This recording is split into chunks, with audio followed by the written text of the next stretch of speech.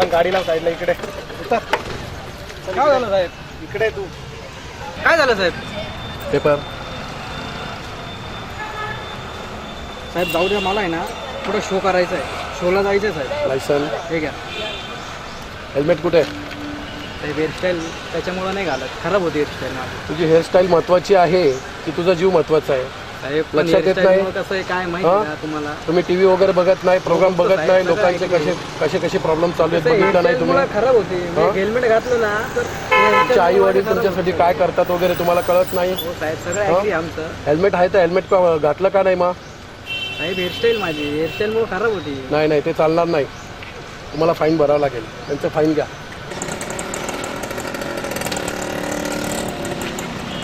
ते या ना साहेब.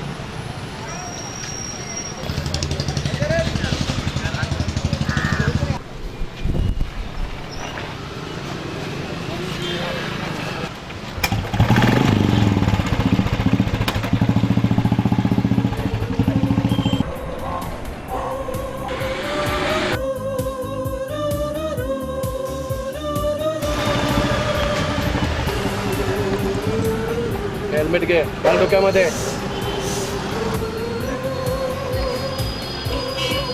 ठीक आहे, हेल्मेटची पावती, तुझे गाडीचे पेपर आणि हे उरलेले पैसे.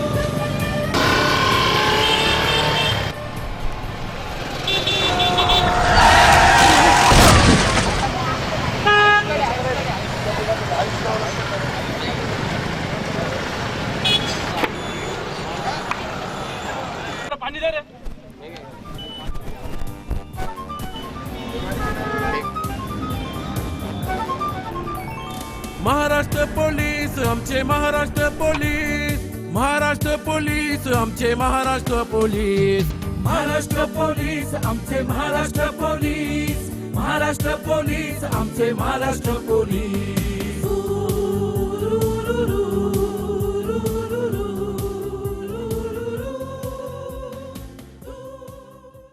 साधारणपणे भारतामध्ये जर अपघातामध्ये मृत्यू होणाऱ्यांची संख्या जर आपण पाहिली तर प्रत्येक मिनिटाला एक व्यक्ती हा अपघातामुळे मरण पावतो. सर्व अपघातांमध्ये आपण जर पाहिलं तर दुचाकी स्वारांचं अपघातामध्ये मृत्यू होण्याचं प्रमाण सर्वाधिक आहे. महाराष्ट्राचा जर विचार केला तर महाराष्ट्रात दरवर्षी साधारणपणे 1,500 ते 2,000 दुचाकी स्वार हेड इंजुरी झाल्यामुळे अपघातात मृत्यू पावलेले आहेत. त्यासाठी दुचाकी स्वारांनी हेल्मेट वापरणं अत्यंत आवश्यक आहे.